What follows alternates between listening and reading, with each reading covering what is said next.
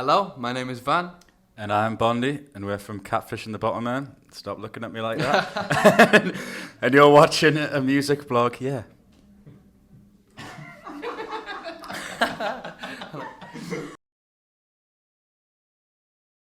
Hey everyone, it's Alicia from AMBY, and I'm so excited to be reunited with Catfish and the Bottlemen today. Hello. Hello. How are you both doing? Pretty good. Very good. Slightly jet lagged, but feeling nice. Yeah, we flew in last night. Got a few sessions and stuff today. Good to be back over here. Hanging out in Toronto. Yeah. Yeah. The film festival was on yesterday. Tiff, Seen yeah. everybody having a party in the streets. Had a little walk. Seen some nice suits and gowns. Catch any Loads celebs? of lanyards. Any celebs? I don't know. It felt like everyone was famous that we were walking past. You know when people They were just like, dressed so nicely, yeah, right? yeah. So I did feel like I seen. I heard Ryan Gosling was here. Oh, Maybe it's really? the other day, or maybe he might be here right now. I don't I know. think but Ewan McGregor's here because he's got a new film out, and it's meant to be really, really good, and would have been good to have bumped into him on the street, isn't it? Mhm. But yeah, it is. Yeah. But we fly tonight. We only come in for the day, and then we fly to Chicago, and then Milwaukee the next day. I love how busy you guys have been since we last spoke. I just am so proud of all the groovy stuff going on, and congrats on the release of The Ride. Amazing record. Thank you. Very welcome. Thank you very much. Well, just after kind of chilling out, doing all of the promo stuff, you will be embarking on a North American tour. So how excited are you for the ride ahead of you? I like that. I remember you appreciate a good pun once in a while. Yeah, I do. You have to love a good pun. Dead excited. I am. It's been festival season, so like that never feels like enough for us. You only really play at the weekends, or like play like a string of 2 or 3 gigs at a time, and that's what it's sort of been like for the last month or something. And I think we're sort of our own worst enemies as soon as we stop. Like we don't like stopping or taking time off, so it's really exciting to like get back in that every night a gig sort of routine. Yeah. And the festival sets we've been playing, and you don't get as long to play, so. And now we've got 2 albums, you have to kind of wedge that down. So I'm excited to play a longer set, and like that kind of big headline set that we've been playing at the outdoor shows, like the Newcastle one that you were talking about before.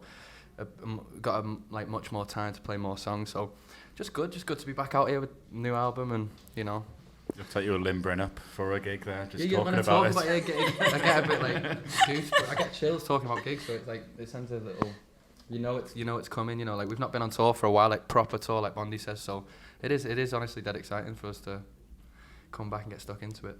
Definitely, we've got a lot of shows as well. It's a big tour. Non-stop, yeah. We don't take that for granted that we could play that many places out here. It's cool. I'm glad you brought up that Newcastle gig, because it feels like no matter where the band's playing, AMBY usually has a contributor at one of your shows. But where would you love to take Catfish that you've yet to perform? South America is somewhere that I'd really like to get to. Hopefully there will be something coming up. I'm not sure at the moment, but that's yet to be visited, isn't it? You talk about Italy a lot as well. Yeah, Italy. I want to go back to Japan more myself. We've only really been there once. Yeah. Yeah, once. But yeah, South America I think is the one that's playing on my mind at the moment that I really want to get to. Yeah. I'd like to. We've played Ireland quite a bit this year, but we've only just started getting it really into Ireland. I love playing there, so to do a bit more there would be good. I'd like to go somewhere. I don't know, like a gig in Dubai or something. What would that be like? That'd be nuts, wouldn't it? Can't say I've ever been. When you stop on the flight sometimes, don't you, to Australia? That's a bit of a mad place to do. Don't know. Where would you like to see a gig run, like somewhere? Would you like to go watch a gig that you've never watched one?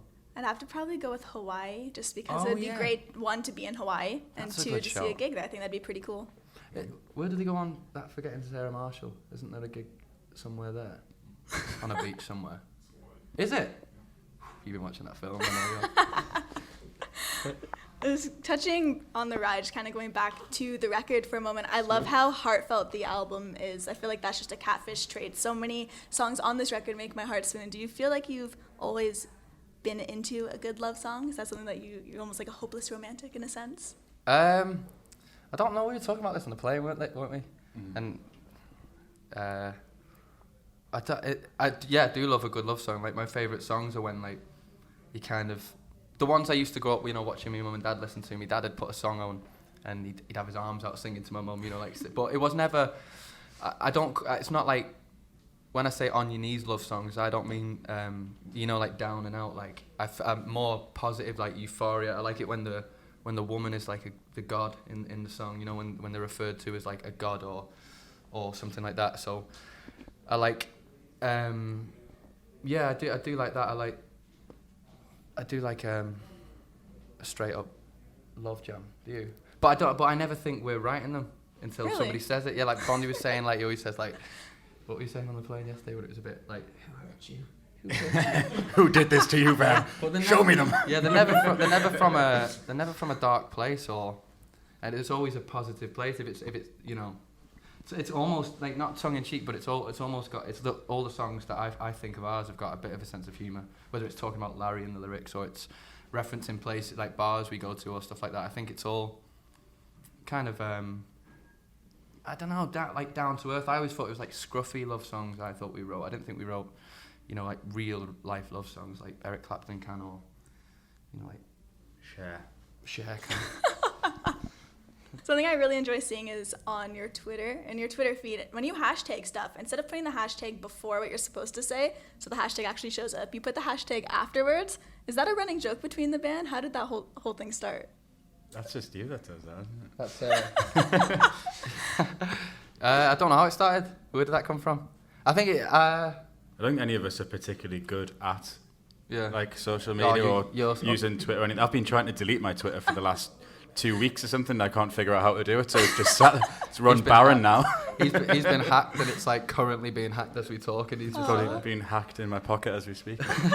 I've just gave up on it now. It's just a barren wasteland of free iPods and all sorts. But the backward hashtags, don't know. Where'd that come from? You do it. I don't know. It's one of them things, isn't it? One of those. One of those things. Another cool thing is the ride's going to be featured in FIFA 17. Congrats on that. That's really cool. Thank you. We buzz off that kind of thing. Oh, yeah. We love the FIFA shout. Cocoon was on that 2015.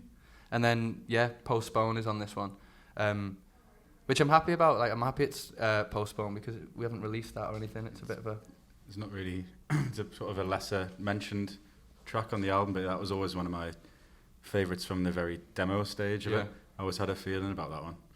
Yeah, when I was writing it, I was thinking of Bondi. I knew Bondi would like that when we were writing it. So and I think lyrically it works with the game because it's about taking time off from the world and just kind of sitting off. So I think that kind of fits that game. So yeah, I'm very happy with that. I love all that. Because we play that game on the bus still, and we've played that game since we were old enough to hold pads, game controllers. I think we've spoken about it before together, so that's very neat. Yeah, I do like that one. It's just one of those, like a child thing in you makes it go. That's quality. That good little feeling. It's like getting played at one of the grounds. If you get played at the football grounds, we still recognise like FIFA songs all over festivals. So it'd be sat at like Firefly Festival or something, just in the distance, just hear like the intro of a FIFA song. I was like, how do we know every single word to this, but can't even tell you what band it is? Sometimes it's like different language songs. You play a festival in like Holland or something. There's a band on. And you find yourself singing the whole set, like every lyric, and you don't even know the language. I just want to run into a little quick fire round with the two of you. Mm-hmm. Ooh. Ready for that? All right. So the first one being, who was your favorite artist when you were a teenager? The Streets, Mike Skinner. That was mine. Still is. What sort of age of teenager? Whichever you want to go with. The least embarrassing, the most embarrassing. Like, when I was first a teenager, it's probably like Nirvana. Okay. And the next one, you have songs entitled Emily and Kathleen, but what's your favorite girl's name as of right now? Niamh. Niamh, I think. I was like Martha from the Tom Waits song. What's a must-have on your tour rider? A venue. A venue would help. A venue. 3-piece custom fit Austin Powers suit, tailor measured to my... Zebra print chaise long. Yeah, those. If you could hang out with any artist or celebrity for a day, which would you love to chill with?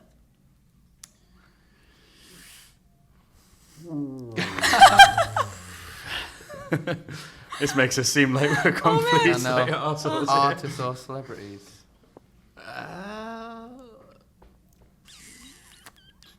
Paddy McAloon. Artists or celebrities. There's a load, really. I do like The Rock. Do you like The Rock? I'm a massive wrestling fan. I love The Rock. Oh, yeah. How far back did you go? Right back to WWF? Like yeah, Raw, since I was little, I've been Attitude watching it. Really? Yeah.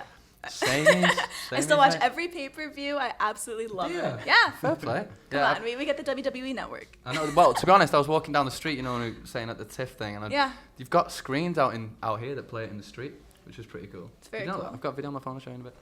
So they were. Did you see it outside the hotel? There was like a massive screen of wrestling on it yesterday. I feel like you'd have a good day with The Rock, but not like one of his days where he's in the gym and that, because I couldn't. You know what I mean? I couldn't run with him bench pressing and that. But if it was something like he came a gig and it was after a gig, that'd be pretty good. Just chill out, grab a drink. Or like Johnny Depp as Jack Sparrow, or Mike Myers as Austin Powers. Like, I love those two characters, so I feel if you could get them in that mindset with those characteristics, that'd be a great day. Okay. You know what I mean? Like, a day on set with Austin Powers, that'd be pretty good. I have one last one since you brought up wrestling. I have to ask, who is the ultimate wrestler in your opinion? The ultimate wrestler? The ultimate wrestler. In what? That's too difficult a question, because you have showmen, and you have people with good finishers, and you have high flyers. You know what I mean? Like Jeff Hardy, how'd you learn to fall off a 20-foot ladder, you know? You can't learn that stuff, you know? So, and you got Ric Flair, people like that back in the day with the money men, who could just sell a fight. So it's too difficult for... On the other hand, you've got the ass man. Yeah, Mr. Ass, badass Billy Gunn, who had lips on his little green short. I once saw like a really like knockoff version of WWE at the Winnipeg Ice Rink. It was like the Legion of Gloom instead of the Legion of Doom and stuff like that. Like the spikes were falling off their shoulders when they were wrestling. There was one back where we grew up, when there was one that used to always be on, and I remember seeing The Rock having their version of The Rock. He was Irish, and he was having a smoke up, like, you know, backstage. I was like, "There's The Rock having a fag over there. The Rock's having a ciggy. Let's go get a photo with him." When I was a kid, I thought it was pretty funny seeing The Rock having a ciggy. We went to see it in LA actually when we were last there. And we were recording, and a friend of ours got us tickets for it, and it was a last minute thing. And do you remember the Dudley Boys? Of course. They were there, like, and I thought they were pretty good. The Dudleys are pretty wild. Still going as well. I like that, high flyers. They just retired. No way. Yeah. I seen them. They banned the tables a couple of weeks ago. They've stopped. You know, they used to love those tables so much. Well, their thing was get the tables out, yeah. wasn't it? Like, Devon, get the tables, and there was some high-flying moves for that 3Ds and all kinds of stuff. And then I've seen him powerbomb an old woman through a table. You know what I mean? Bubba's like a wild guy. So I do like Bubba Ray Dudley, but I can't say he's my favourite. Okay. I can't pick a favourite. There's too many. They all go hand in hand as well. Very true. You know, you need the Game. I do love the Game. And he runs the Game now, doesn't he? He's does. actually married to Stephanie McMahon and all that stuff. Didn't know that growing up. Him. Vince McMahon, though. Vince is the main man. Let's just run through the list and say why they're all fantastic.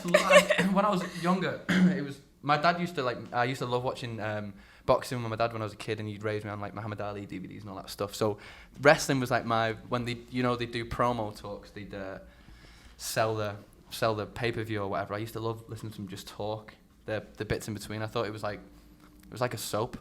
You know. Should like reshoot the beginning of this interview, except you walk in like Vince McMahon. We're filming a throw afterwards, so maybe that's just a little idea. Just to wrap things up today, is there anything you want to say to all of the Catfish fans out there that will be viewing? Just any parting words? I was gonna go on a big, ladies and gentlemen, boys and girls, children, Generation X, and give the big speech there, but anything at all. Anything. Just a big heartfelt thank you. Thank you. From me and the man. That's it. That's it. And I just want to say thank you so much for your time. It's always so much fun doing this. And no just problem. Congrats Thank on you. everything. Thank you for having us. It's my pleasure. And remember, to everyone viewing, you can visit us at musicblogya.com for all exclusive interviews, features, videos, and so much more with your favorite bands. We'll see you next time.